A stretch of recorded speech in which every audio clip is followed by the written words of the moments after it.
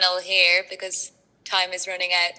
But I noticed that there's a couple of questions. I just thought I'd finish quickly if you're okay with me doing that. Yeah, no worries, Pavan. If you want to take one of those questions that are in the Q&A for you, go ahead. I'll finish those really quick. So, thank you for the question. It's basically regarding the derogations to the obligation of non-refoulement. Is there space for derogation on non-refoulement? Well, unfortunately, at the moment, the space for derogation, and I'll also take the other question, which is the problem of resource allocation is similar to the problem of the global commons. So was there any literature on the topic that I used in my paper?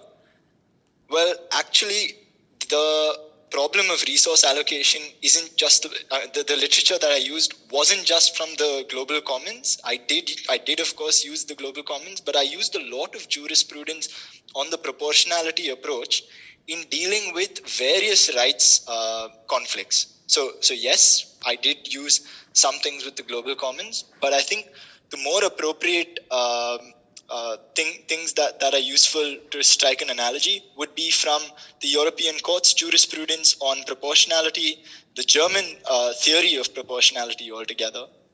But with regard to derogations on the obligation of non-refoulement, the thing is, I don't particularly know if there is space for derogation, because at this point in time, I know that there is practice where certain states have said, we will not allow you to enter.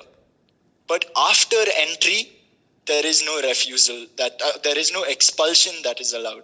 So the point I'm trying to make is that there's an entry point requirement where the obligation of non-refoulement doesn't operate in the same way as it operates when you have already crossed the entry barrier and entered a state as a refugee.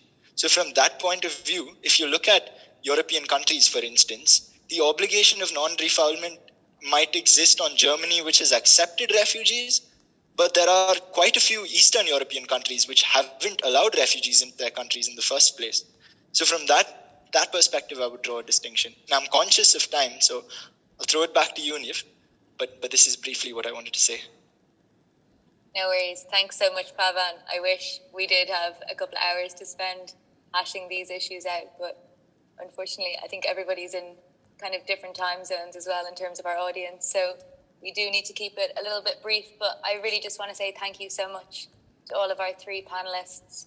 You guys, I know, could talk for hours and hours on your chosen topics and probably on each other's topics as well. And thank you to Chris for fielding some really interesting questions. Now, I want to move on and just take a minute to introduce the incumbent journal officer, whose name is